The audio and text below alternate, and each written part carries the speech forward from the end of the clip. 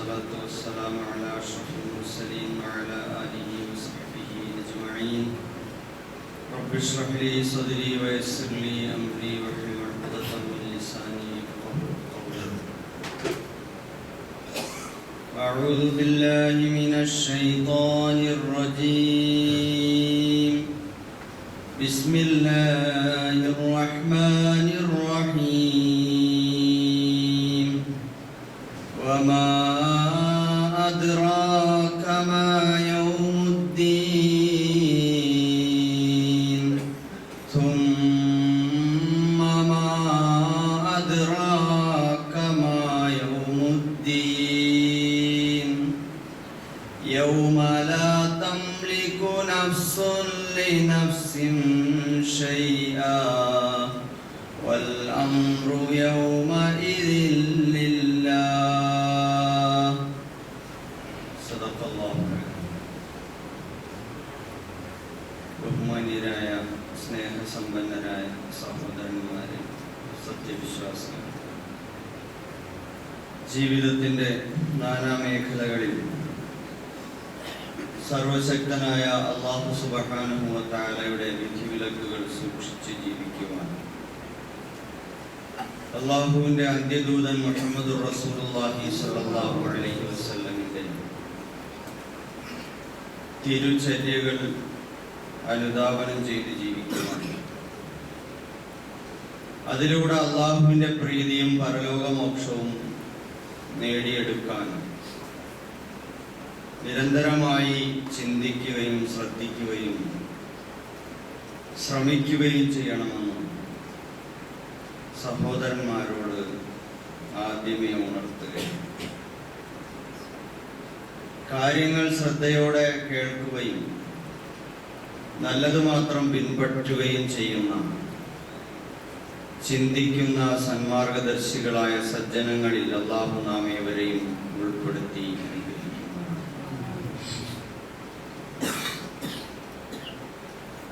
അല്ലാഹു സുബ്ഹാനഹു വ തആല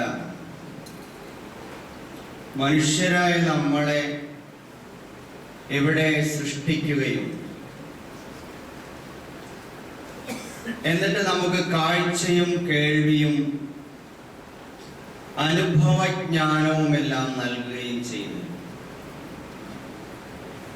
നമ്മുടെ മുമ്പിൽ അനുഭവത്തിൻ്റെതായ ഒരു ലോകത്തെ തുറന്നു വെച്ചു. ഒരു ദൃശ്യമായ ഒരു ലോകത്തെ തുറന്നു വെച്ചു. എന്നാൽ അവന്റെ സൃഷ്ടിപ്പിലെ അതിനേക്കാൾ വലിയ സൃഷ്ടിപ്പിന്റെ ലോകത്തെ അവൻ മറച്ചു വെക്കുകയും ചെയ്തു. പക്ഷേ മനുഷ്യൻ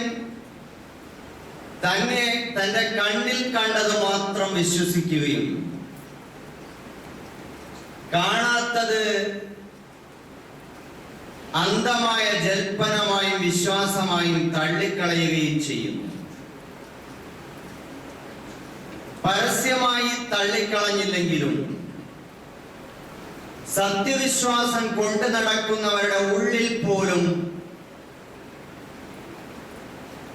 ഈ പ്രപഞ്ച രഹസ്യങ്ങൾക്കപ്പുറമുള്ള പടച്ചവൻ എന്ന യാഥാർത്ഥ്യത്തെയും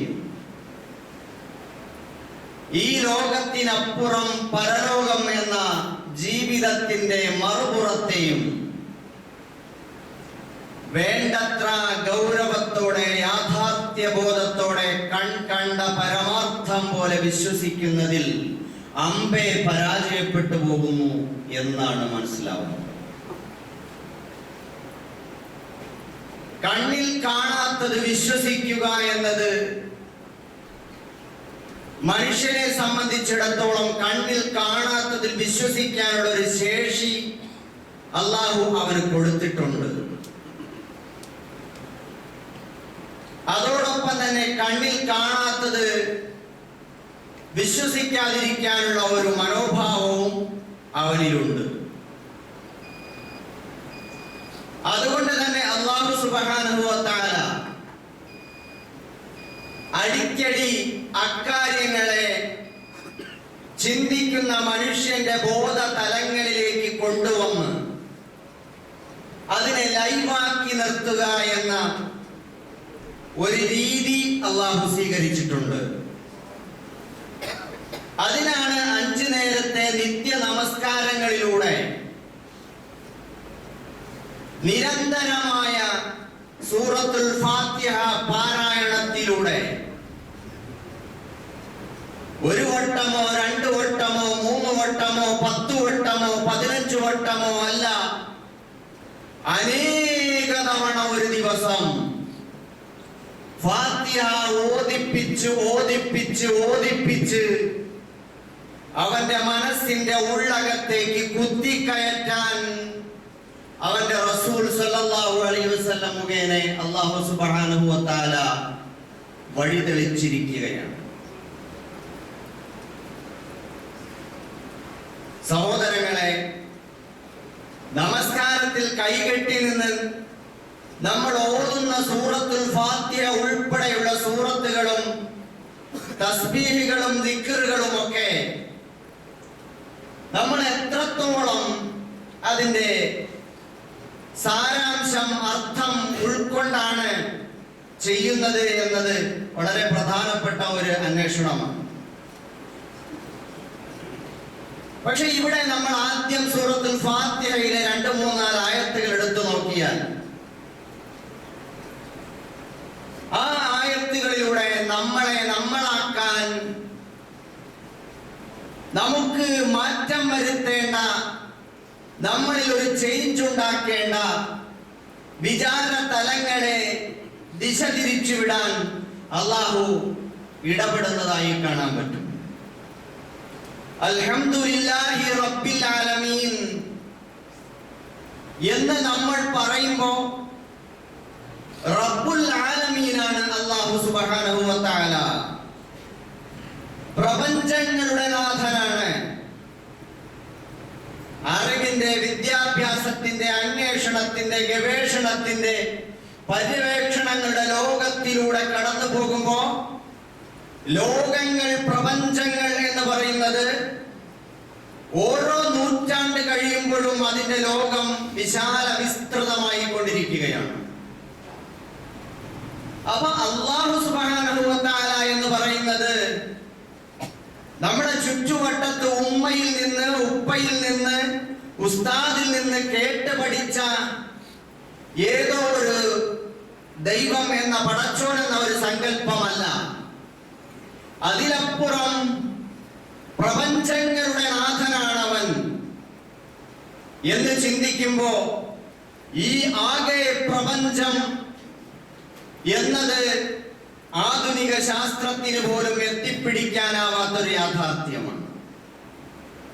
പ്രപഞ്ച സാകല്യത്തിന്റെ, ആകെ പ്രപഞ്ചത്തിന്റെ 94% അജ്ഞാതമാണ്, 96% അജ്ഞാതമാണെന്ന് നമ്മുടെ ശാസ്ത്രലോകം തന്നെയാണ് പറയുന്നത്. അതിന്റെ കേവലം 4% മാത്രമാണ് ദൃശ്യപ്രപഞ്ചം. അപ്പൊ അവിടെയും അജ്ഞാതമായി കിടക്കുകയാണ്, അദൃശ്യമായി കിടക്കുകയാണ് ഈ പ്രപഞ്ചം. ആ പ്രപഞ്ചത്തിൽ പരലോകത്തെയും പടച്ചവനെയും നിഷേധിക്കുന്ന അദൃശ്യ വിശ്വാസം നമ്മുടെ ശാസ്ത്രലോകത്ത് നിലനിൽക്കുന്നുണ്ട്. യഅലമു മാ ബൈന ഐദീഹിം, അവരുടെ മുമ്പിലുള്ളത് അവൻ അറിയും. വമാ ഖൽഫഹും, അവരുടെ പുറകിലുള്ളതും അല്ലാഹു അറിയും. വലാ യുഹീതൂന ബിശൈഇൻ മിൻ ഇൽമി ഇല്ലാ ബിമാ ശാഅ, അവർ ഈ ചുറ്റലിലൂടെ, പര്യവേക്ഷണങ്ങളിലൂടെ, അന്വേഷണങ്ങളിലൂടെ അവർ കണ്ടെത്തുന്നത് അവൻ ഉദ്ദേശിച്ച അല്പം മാത്രമാണ്.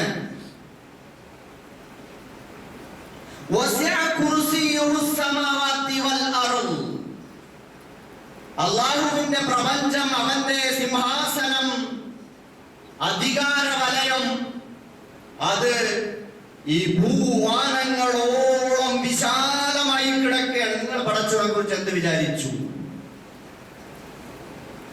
ആയത്തുൽ കുർസി ഓതുന്നു, എത്ര വട്ടം ഓതുന്നു?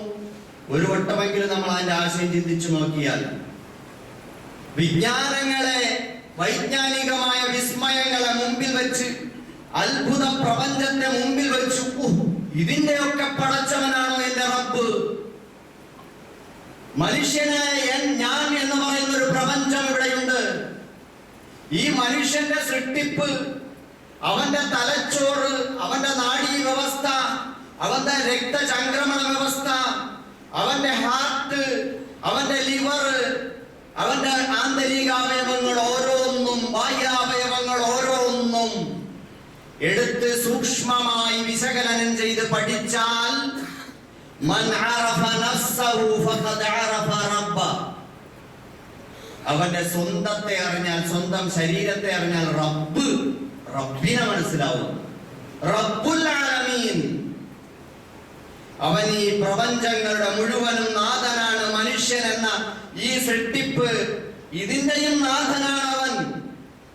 ആ പടച്ചവനിലുള്ള വിശ്വാസത്തെ, ആ റബ്ബിലുള്ള വിശ്വാസത്തെ, അവന്റെ റുബൂബിയത്തിലുള്ള വിശ്വാസത്തെ ഇങ്ങനെ അരക്കിട്ടുറപ്പിക്കുകയാണ് ഓരോ നമസ്കാരത്തിലൂടെ. അട്ടിയായി ആ വിശ്വാസം നമ്മുടെ ഉള്ളിലേക്ക് വന്നു കയറണം.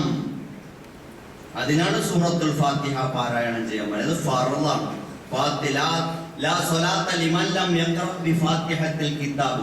ഓതാത്തവന് നിസ്കാരമേ ഇല്ല. അപ്പൊ ആ അർത്ഥത്തിൽ അല്ലാഹു റബ്ബുന, എന്റെ റബ്ബ് അല്ലാഹുവാണ്, അല്ലാഹു എന്റെ റബ്ബാണ് എന്ന വിശ്വാസം ഉണ്ടാകും. ഇന്നല്ലദീന ഖാലു റബ്ബുന അല്ലാഹു സുമ്മസ്തഖാമു, എന്റെ നാഥൻ അല്ലാഹുവാണ്, ഞങ്ങളുടെ നാഥൻ അല്ലാഹുവാണ് എന്ന് പറയുകയും ആ മാർഗത്തിൽ ഉറച്ചു നിൽക്കുകയും അങ്ങനെ മരണപ്പെടുകയും ചെയ്യുന്നവർ, അവരുടെ മലക്കുകൾ ഇറങ്ങിയെന്നവർ ആശ്വസിപ്പിക്കുമെന്നൊക്കെ ആയത്തുകളിൽ കാണാൻ. അപ്പൊ എന്റെ റബ്ബ് അല്ലാഹുവാണ് എന്ന തോന്നലുണ്ടായാൽ എന്റെ റബ്ബ് എനിക്ക് മതിയായവനാണ്, അവനാണ് എന്റെ രക്ഷകൻ, എന്റെ എല്ലാം എന്റെ റബ്ബാണ് എന്ന ഒരു വിശ്വാസം മനുഷ്യനിലേക്ക് അരിച്ചരിച്ച് കയറി പോകണം. അതാണ് അൽഹംദുലില്ലാഹി റബ്ബിൽ ആലമീൻ. അർ-റഹ്മാനിർ റഹീം, ഈ പ്രപഞ്ചത്തോളം പ്രതിശാലമായ കാരുണ്യക്കടലാണ് റബ്ബ്. അല്ലാഹു ഈ പ്രപഞ്ചത്തിലെ മഹാകരുണാമയനാണ്. അവൻ അനുസരിച്ചാലും അനുസരിച്ചില്ലെങ്കിലും ശരി, സൃഷ്ടികൾ, അവന്റെ സൃഷ്ടികൾ എന്ന നിലയിൽ പടച്ചവൻ എല്ലാത്തിനോടും, എല്ലാ സൃഷ്ടികളോടും കരുണ കാണിച്ചുകൊണ്ടേയിരിക്കുന്നു. അർ-റഹീം, അവൻ അനുസരിച്ചവർക്ക് മാത്രം. റഹ്മാനദ് ദുനിയ വ റഹീമൽ ആഖിറ, പരലോകത്ത് അവൻ അനുസരിച്ചവർക്ക് മാത്രം. അപ്പൊ ഭൂലോകത്ത് റഹ്മാനായ റബ്ബിൽ, കരുണാമയനായ റബ്ബിൽ വിശ്വസിക്കുന്ന നമ്മുടെ ദൗത്യം എന്താ? നമ്മുടെ ഒരു ജീവിത നിലപാട് അർ-റഹ്മാൻ അർ-റഹീമിലൂടെ വരണം. ഇർഹമു മൻ ഫിൽ അർദ് യർഹമുകും മൻ ഫിസ് സമാ, ഭൂമിയിലുള്ള അല്ലാഹുവിനെ റബ്ബായി സ്വീകരിക്കുക, ഭൂലോകത്ത് മുഴുവൻ കാരുണ്യം ചൊരിയുക, ഭൂലോകത്ത് സകല മനുഷ്യർക്കും നന്മയും ക്ഷേമവും കരുണയും നീതിയും സമാധാനവും ഐശ്വര്യവും ശാന്തിയും ഉണ്ടാക്കാൻ നിരന്തരമായ അധ്വാനം. ഇർഹമു മൻ ഫിൽ അർദ്, ഭൂമിയിലുള്ളവരോട് മുഴുവൻ കരുണ കാണിക്കണം.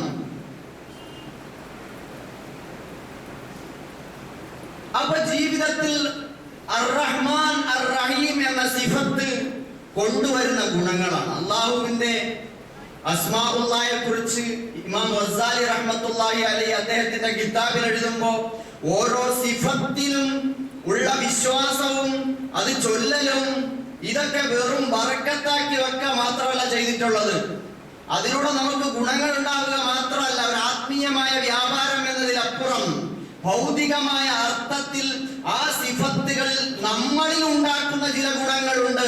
ആ ഗുണങ്ങൾ ഉണ്ടാക്കിയെടുക്കണമെന്ന് എന്ന് വെച്ചാൽ അള്ളാഹു മുഅ്മിനാണ് എന്ന് പറഞ്ഞാൽ, അള്ളാഹു നിർഭയത്വം നൽകുന്നവനാണെന്ന് പറഞ്ഞാൽ നമ്മൾ ജനങ്ങൾക്ക് നിർഭയത്വം ഉണ്ടാക്കാൻ ശ്രമിക്കണം എന്നാണ്.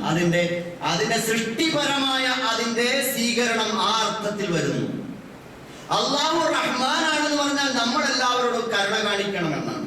അള്ളാഹു ആദിലാണ്, നീതിമാനാണ്, അദിലാണ് എന്ന് പറഞ്ഞാൽ നമ്മൾ ജനങ്ങളോട് നീതി കാണിക്കണമെന്നാണ് എൻ്റെ അർത്ഥം.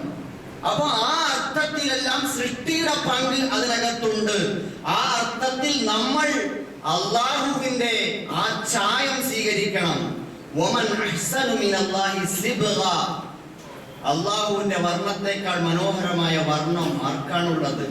അപ്പൊ പടച്ചവന്റെ അഖ്ലാഖുകൾ അത് സൃഷ്ടി എന്ന നിലയിൽ ആ സൃഷ്ടിയിലേക്ക് ചേർക്കാൻ പറ്റുന്ന സ്വഭാവത്തിൽ അതിനെ ആവാഹിക്കണം എന്നാണ്. അപ്പൊ അള്ളാഹു റഹ്മാനാണ്, റഹീമാണ്. നമ്മളെല്ലാവരോടും പരോപകാരിയായി മാറും. പിന്നെന്താ? മാലിക് യൗമിദ്ദീൻ, അള്ളാഹുവിനെ റബ്ബായി സ്വീകരിച്ച് ജനങ്ങൾക്ക് മുഴുവൻ നന്മ വർഷിക്കാൻ വേണ്ടി നിന്നാൽ പിന്നെ അവൻ മനസ്സിലാക്കേണ്ടത് അവന്റെ ജീവിതത്തിൽ മുഴുവൻ അവൻ സമാധാനം ബോധിപ്പിക്കേണ്ട ഒരു ലോകമുണ്ടെന്ന വിശ്വാസമാണ്. വിചാരണ നാളിന്റെ ഉടമസ്ഥനാണ്, പ്രതിഫലം നൽകുന്ന ന്യായ വിസ്താര ദിനത്തിന്റെ അധിപനാണ്, ഉടമസ്ഥനാണ് അല്ലാഹു സുബ്ഹാനഹു വ തആല എന്ന ചിന്ത നമുക്കുണ്ടാവണം. അടിക്കടി പരലോക ചിന്ത. മാലിക് യൗമിദ്ദീൻ, പ്രതിഫലം നൽകുന്ന ദിവസത്തിന്റെ ഉടമസ്ഥൻ എന്ന ചിന്ത നമ്മുടെ മനസ്സിലുണ്ടാകണം. അപ്പൊ പരലോകം എന്നൊന്നുണ്ടോ? അങ്ങനെ ഒരു മാലിക് യൗമിദ്ദീൻ എന്ന് പറയാൻ, അങ്ങനെ ഒരു പരലോകം, മരണാനന്തരം അങ്ങനെ ഒന്നുണ്ടോ? ഇത് ഒന്ന് സ്വന്തത്തോടൊക്കെ ചോദിച്ചു നോക്കണം. നമ്മൾ യഥാർത്ഥത്തിൽ അങ്ങനെ വിശ്വസിക്കുന്നുണ്ടോ? വബിൽ ആഖിറത്തി ഹും യൂഖിനൂൻ, പരലോകത്തെ പറ്റി അവർ ദൃഢമായി വിശ്വസിക്കുന്നവരാണ്. യഖീൻ വേണം, യഖീൻ, ആഖിറത്തെ കുറിച്ചിട്ടുള്ള യഖീൻ. അതെന്താണ്? അത് നേരിട്ട് കാണുന്നത് പോലെയുള്ള അനുഭവം, ഒരു ബോധ്യം. അതിന്റെ അടിസ്ഥാനത്തിൽ അയാളുടെ സ്വഭാവം, അയാളുടെ പെരുമാറ്റം, അയാളുടെ ജീവിത രീതികൾ, ഇടപാടുകൾ എല്ലാം അതിനനുസരിച്ച് രൂപപ്പെട്ടു വരും. അപ്പോഴാണ് അയാൾക്ക് ആഖിറത്തെ പറ്റിയുള്ള യഖീൻ ഉണ്ടെന്ന് ബോധ്യമാവുക. മുഅ്മിനാണെന്ന് പറയുന്നു, അതിൻ്റെതായ ലക്ഷണങ്ങൾ കാണിക്കുന്നു, താടി വെക്കുന്നു, തൊപ്പി വെക്കുന്നു, എന്നെ പോലെ ഡ്രസ്സൊക്കെ ഇങ്ങനെ ഇടുന്നു, അല്ലെങ്കിൽ ഹാജരായിട്ട് നടക്കുന്നു, അല്ലെങ്കിൽ നിസ്കരിക്കുന്നു, നോമ്പ് പിടിക്കുന്നു, സക്കാത്ത് കൊടുക്കുന്നു, ഹജ്ജ് ചെയ്യുന്നു.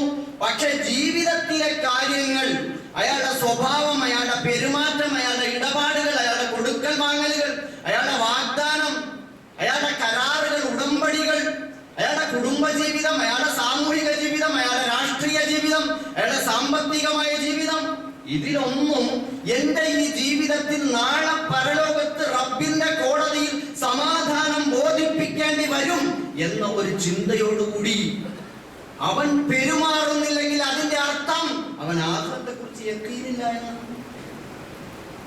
മനുഷ്യൻ കള്ളം പറയുന്നതിന് യാതൊരു ഉളുപ്പുമില്ലാത്തവരായി മാറുന്നില്ലേ? വാഗ്ദാനം ലംഘിക്കുന്നതിന് ഒരു ഉളുപ്പുമില്ല. ഉത്തരവാദിത്തങ്ങൾ നിർവഹിക്കാതിരിക്കുന്നതിന് യാതൊരു മടിയുമില്ല. അപ്പൊ ഇതൊക്കെ ബാഹ്യമായി നോക്കുമ്പോ നല്ല മൂമിനാണ്, നല്ല മുസ്ലിമാണ്, നല്ല അവസ്ഥയിലൊക്കെയാണ് കണ്ടാൽ. പക്ഷേ ജീവിതത്തിന്റെ ഉള്ളിലേക്ക് കയറിയാൽ സാമ്പത്തിക ഇടപാട് നടത്തി ഒപ്പം പോയി. കുടുംബ ജീവിതത്തിലേക്ക് കയറിയാൽ അവിടെ തെറ്റി. കുടുംബവുമായിട്ടുള്ള പ്രശ്നം ഒന്ന് ചർച്ച ചെയ്ത് നോക്കിയാൽ അയാളുടെ ഈമാൻ എവിടെ കിടക്കുന്നു? ഇതേപോലെ ഓരോ വിഷയങ്ങളും എടുത്തു നോക്കിയാൽ അവിടെ നമുക്ക് താളം തെറ്റുന്നുണ്ടെങ്കിൽ അതിന്റെ അർത്ഥം അടുത്ത നിമിഷം നാളേക്ക് വേണ്ടി എന്ത് കരുതി വെച്ചിട്ടുണ്ടെന്ന് ഖുർആൻ ചോദിച്ചതുപോലെ നാളെ എന്റെ ജീവിതം എന്താകും? ഞാൻ റബ്ബിന്റെ കോടതിയിൽ എന്ത് മറുപടി പറയും? ഹറാമായ സമ്പത്ത്, ആളുകളിൽ നിന്ന് കൈക്കൂലി, പലിശ, സ്ത്രീധനം, തട്ടിപ്പ്, പൂഴ്ത്തിവെപ്പ്, അഴിമതി, പൊതുഖജനാവിൽ നിന്നും തന്ത്രപരമായി തട്ടിയെടുക്കൽ, അതുപോലെ തന്നെ വികസന പ്രവർത്തനങ്ങൾക്ക് അനുവദിക്കുന്ന പൊതുഫണ്ട് അതിനെ വകമാറ്റിയെടുക്കൽ, അതിനെ സ്വന്തം കീശയിലേക്ക് മാറ്റൽ, ഇങ്ങനെ തുടങ്ങി. അതല്ലെങ്കിൽ കുടുംബത്തിലെ ഷെയറിന്റെ കാര്യത്തിൽ മറ്റുള്ളവർക്ക് പോകേണ്ടത് തന്ത്രപരമായി ഇങ്ങോട്ട് ചാലുകീറി വെച്ച് തട്ടിയെടുക്കുന്ന സൂത്രപ്പണികൾ, ഇങ്ങനെ തുടങ്ങി മനുഷ്യൻ എന്തെല്ലാമാണ് സ്വന്തം പോക്കറ്റിലേക്ക് പണം വരാൻ വേണ്ടി ഹറാമായ ചാലുകൾ വെട്ടിവെച്ചിരിക്കുന്നത്. ഇവിടെയൊക്കെ റബ്ബിനെ നമുക്ക് ഭയമില്ലേ? എത്രമാത്രം ഗൗരവമുള്ള കാര്യങ്ങളാണ്. അപ്പൊ ചുരുക്കത്തിൽ മാലിക് യൗമിദ്ദീൻ, മാലിക് യൗമിദ്ദീൻ, മാലിക് യൗമിദ്ദീൻ എന്നിങ്ങനെ ആവർത്തിച്ച് ഖുർആൻ അല്ലെങ്കിൽ സൂറത്തുൽ ഫാത്തിഹയിൽ കൈകെട്ടി നിന്നിട്ട് നമ്മൾ പറയുന്നു. എന്താണിത്? വമാ അദ്റാക മാ യൗമുദ്ദീൻ സുമ്മ മാ അദ്റാക മാ യൗമുദ്ദീൻ. എന്താണ് യൗമുദ്ദീൻ എന്ന് വല്ലതും അറിയോ? അറിഞ്ഞിട്ട് തന്നെയാണോ ഈ പറയുന്നത്? സുമ്മ മാ അദ്റാക മാ യൗമുദ്ദീൻ. നിങ്ങൾ പറയുന്നുണ്ടല്ലോ യൗമുദ്ദീൻ യൗമുദ്ദീൻ എന്ന് ഖുർആൻ പറഞ്ഞതുപോലെ, അല്ലെങ്കിൽ ഖുർആനിൽ നിങ്ങളോട് പറയുന്നുണ്ടല്ലോ. നിങ്ങൾക്ക് ഇതിന്റെ അർത്ഥമെല്ലാം പിടികിട്ടിയോ? വീണ്ടും ചോദിക്കട്ടെ, എന്താണ് യൗമുദ്ദീൻ എന്ന് നിങ്ങൾക്ക് വല്ലതും അറിയുമോ? ഇത് ആഖിറത്തെ കുറിച്ചുള്ള ചോദ്യങ്ങളിലെല്ലാം അല്ലാഹ് ഇങ്ങനെ പല ഭാഗങ്ങളിൽ ചോദിക്കുന്നുണ്ട്. അത് ദുനിയാവിന്റെ കാര്യവും ഇതേപോലെ വേറെ പല ഭാഗങ്ങളിലും അല്ലാഹു ചോദിക്കുന്നുണ്ട്.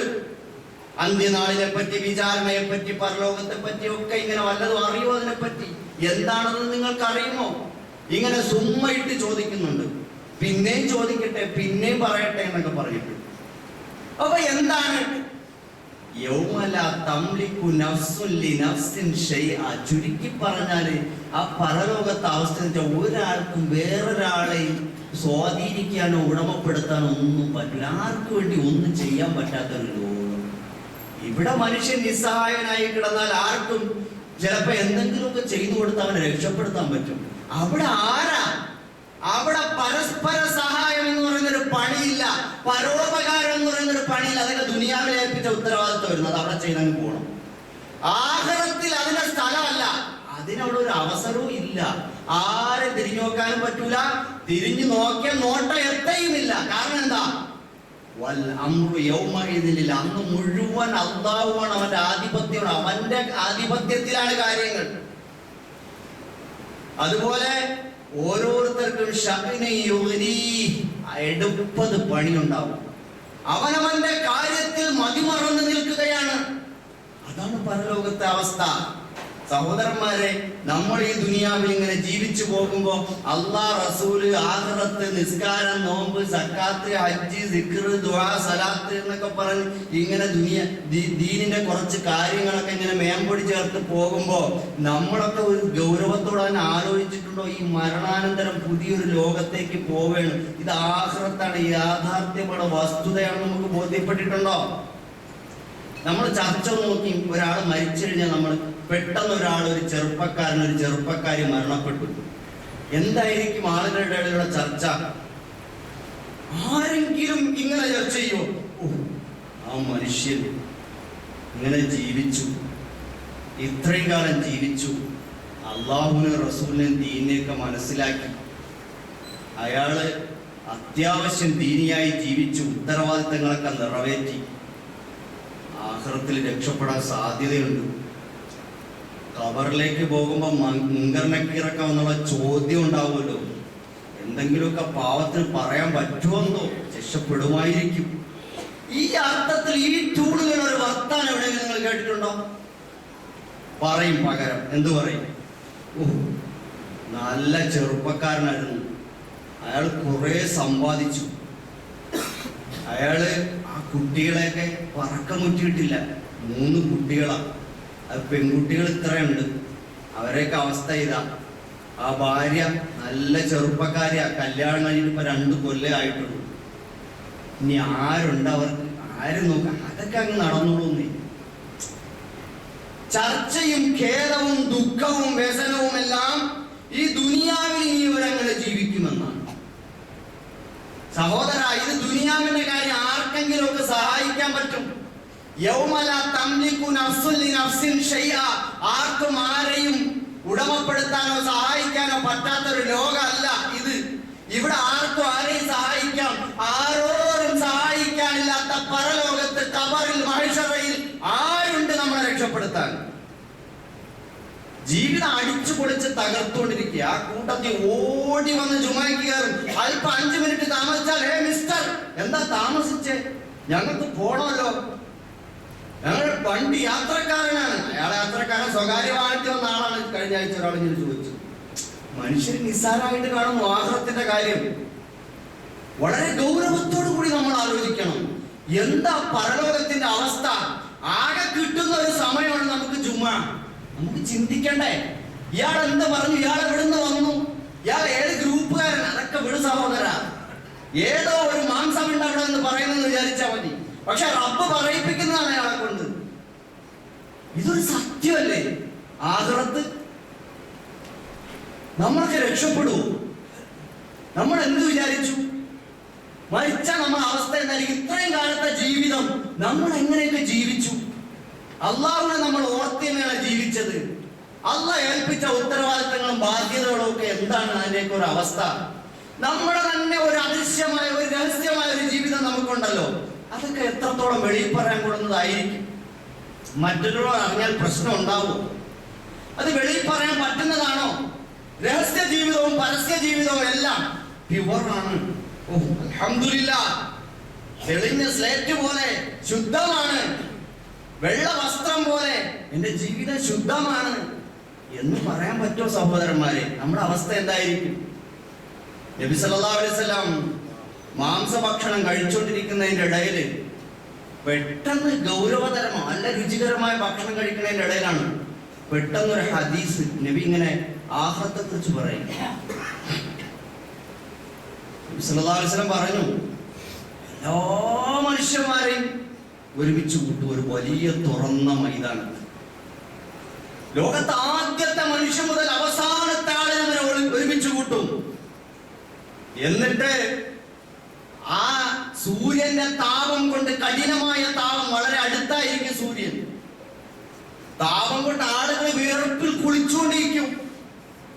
എല്ലാവരും അവനവന്റെ കാര്യം നോക്കും. ഹുഫാത്തൻ ഉറാത്തൻ ഉർല, നഗ്ന, ചെരുപ്പില്ല, ഉടുതുണിയില്ല, ചേലാകർമ്മം ചെയ്യുന്ന അവസ്ഥ പോലും അല്ല. ആ ജനിച്ച അതേ കോലത്തിൽ മനുഷ്യന്മാർ ഇങ്ങനെ നിൽക്കും. 17 അങ്ങനെ തുറന്ന മൈതാനത്ത് ആർക്കും ആരും നോട്ടം ഉണ്ടാവില്ല. അവിടെ നിന്നും ഒരു അനൗൺസ്മെന്റ് മുഴങ്ങും. ഒരു വിളിയാളൻ, അയാൾ അത്യുച്ചത്തിൽ വിളിച്ചു പറയുന്നുണ്ടാകും മുന്നറിയിപ്പുകൾ. വിചാരണ തുടങ്ങാൻ പോവുകയല്ലേ. അപ്പൊ എല്ലാവരും കണ്ണു തുറിച്ച് അന്തം വിട്ട് ഇങ്ങനെ നോക്കി നിൽക്കും. എന്താണ് ഈ പറയുന്നത്? ആരാണ് പറയുന്നത്? ഇവിടെ എന്താണ് നടക്കാൻ പോണത്?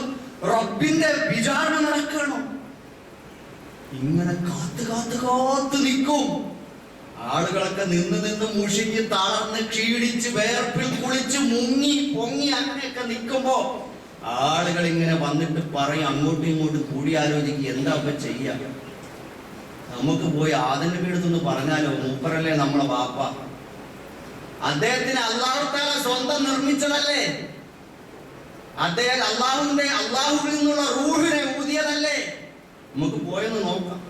മൂപ്പരടുത്ത് പോയി പറയും കാര്യങ്ങളൊക്കെ. നിങ്ങൾ കണ്ടല്ലോ ഈ അവസ്ഥകളൊക്കെ. ആരാണ് ഇപ്പൊ പടച്ചോന്റെ അടുത്തൊന്ന് പോയി ശുപാർശ ചെയ്യുക? വല്ല രക്ഷയുണ്ടാ?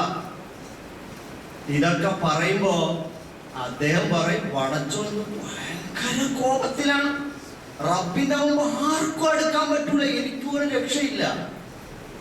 ഞാനാണെങ്കിൽ പണ്ട് അവിടെ നിന്നൊരു മരത്തിന്റെ പഴം പറിച്ചിരുന്നെന്ന് പറഞ്ഞ മരത്തിൽ നിന്ന് അറിയാതെ പഴം പറിച്ചിരുന്നതിന്റെ പേരിൽ ഞാൻ വിഷമത്തില. എന്റെ കാര്യം എന്താ? നഫ്സി നഫ്സി, എന്റെ കാര്യം എന്താവെന്ന് പറഞ്ഞ ആദം നബി അലൈഹി സ്വലാം വളരെ വിഷമിച്ച് വേവലാതിപ്പെട്ടിരിക്കും.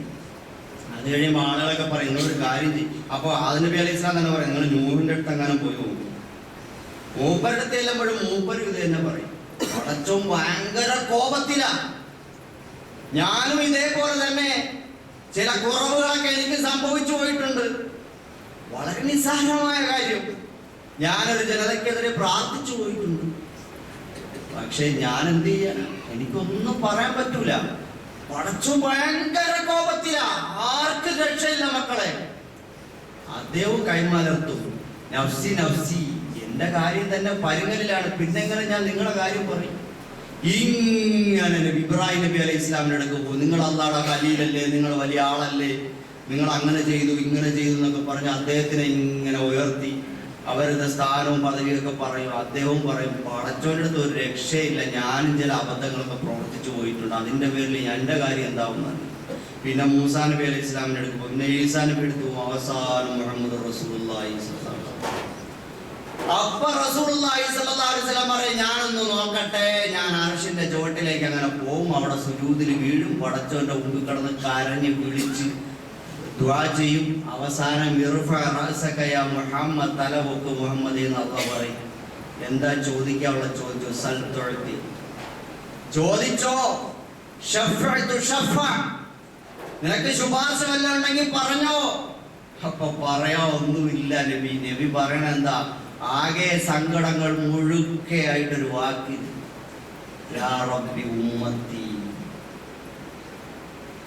എന്റെ ഉമ്മത്തിന്റെ കാര്യം എന്ന് പറഞ്ഞിട്ട് നബി പൊട്ടിക്കരയും. അപ്പൊ അള്ളാഹു പറയും, ചോദിച്ചോ, ഞാൻ തരാം. അപ്പോഴാണ് അള്ളാഹു സുബ്ഹാനഹു വ തആല പറയണ, നിന്റെ ഉമ്മത്തികളിൽ നിന്നും അദ്ഖിൽ മിൻ ഉമ്മത്തിക മല്ല ഹിസാബ അലൈഹിം, ഇന്ന വാതിലൂടെ നിന്റെ ഉമ്മത്തിൽ നിന്നും ഹിസാബില്ലാത്ത ആളുകളെയൊക്കെ അങ്ങോട്ട് കയറ്റിക്കോളാം. ആരാ ഹിസാബില്ലാത്ത ആളുകൾ? എല്ലാവരുടെ കാര്യമല്ല പറഞ്ഞത്.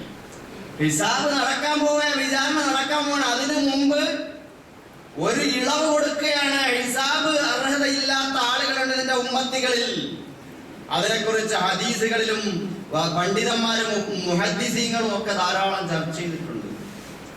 സഹോദരങ്ങളെ, ചുരുക്കി പറഞ്ഞാൽ അള്ളാഹുവിനെ റബ്ബായി സ്വീകരിച്ച്, മുഹമ്മദ് നബി സല്ലല്ലാഹു അലൈഹി വസല്ലമയെ നബിയായി സ്വീകരിച്ച്, അള്ളാഹുവിന്റെ കിതാബിനെ, അള്ളാഹുവിന്റെ കലാമിനെ അതിലെ ജീവിത മാർഗമാക്കി തെരഞ്ഞെടുത്ത്, അള്ളാഹുവിന്റെ റസൂലിന്റെ മാർഗത്തെ തെരഞ്ഞെടുത്ത്, നബിമാരെ പോലെ, സിദ്ദീഖുകളെ പോലെ, ശുഹദാക്കളെ പോലെ, സ്വാലിഹീങ്ങളെ പോലെ, ഔലിയാക്കളെ പോലെ, മഹാത്മാക്കളെ പോലെ ജീവിതം നന്നാക്കി ചിട്ടപ്പെടുത്തി യഥാർത്ഥ മൂമിനാവാൻ വേണ്ടി ശ്രമിക്കുന്ന ആളുകൾ, അത് കുറച്ചേ ഉണ്ടാവുള്ളൂ. അവരവിടെ രക്ഷപ്പെടും. ആര് എന്തിനുള്ള ചർച്ച ചെയ്തിട്ട് അവർ പെടുവോ ഇവര് പെടുവോ, അങ്ങനെയാണോ ഇങ്ങനെയാണോ, അതൊക്കെ വേറെ ആളുകൾക്കുള്ള പണിയാണ്.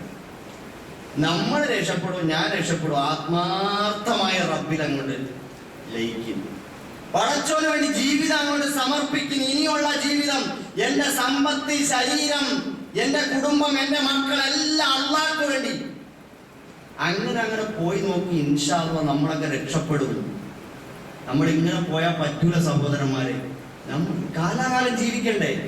മരിച്ചു കഴിഞ്ഞാൽ കാലാകാല ജീവിതമല്ലേ? ഖബറിൽ കുറച്ചാളെ ഉണ്ടാവുള്ളൂ. ഈ ഖിയാമത്ത് നാളൊക്കെ ഇങ്ങോട്ട് വന്ന് ലോകം മുഴുവൻ തകർത്ത് അല്ലാഹു പുതിയൊരു ലോകത്തെ കൊണ്ടുവരും.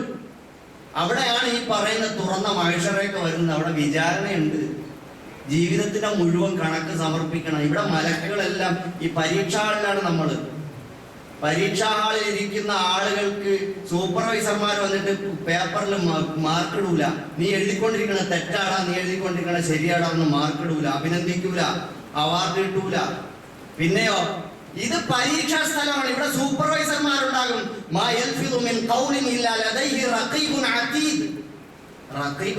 മലക്കൾ ഉപഗ്രഹ ചാനൽ പോലെ ഇങ്ങനെ പ്രവർത്തിച്ചുകൊണ്ടിരിക്കുകയാണ്. എല്ലാം ഒപ്പിയെടുത്തുകൊണ്ടിരിക്കുക. ഇത് മരിക്കണോടുകൂടി നമ്മളെ രേഖകളെല്ലാം അങ്ങോട്ട് കൊണ്ടുപോകും. അള്ളാഹുവിന്റെ പാഠപുസ്തകം, അള്ളാഹുടെ കിതാബ്, അവന്റെ പ്രവാചകന്മാർ, അധ്യാപകർ, ഈ ലോകം മുഴുവൻ പരീക്ഷാ ഹാള്, അതിലെ അള്ളാഹുവിന്റെ കിതാബ്, നബി സല്ലല്ലാഹു അലൈഹി വസല്ലം പഠിപ്പിച്ചതായ ശരിതെറ്റുകൾ, അതനുസരിച്ച് ജീവിച്ചാൽ ശരി, അതിനെ ധിക്കരിച്ചാൽ തെറ്റ്, ഇതൊക്കെ ഇങ്ങനെ മാർക്ക് വീടുകൊണ്ടിരിക്കുക, അതിന്റെ സ്കോർ കയറിക്കൊണ്ടിരിക്കുക. ഇതെല്ലാം കൂടെ മരണത്തോടെ അവന്റെ പരീക്ഷാ സമയം തീർന്നു. 2 മണിക്കൂറല്ല ഒരു മനുഷ്യായുസ്, എപ്പോഴും തീരാം. പരീക്ഷാ സമയം തീർന്നിട്ട് പിന്നെ കിടന്ന് കൈയും കാലും അടിച്ചിട്ട് രക്ഷയില്ല. അപ്പോഴേ പേപ്പർ പിടിച്ചു വാങ്ങി മലക്കുകൾ പോകും.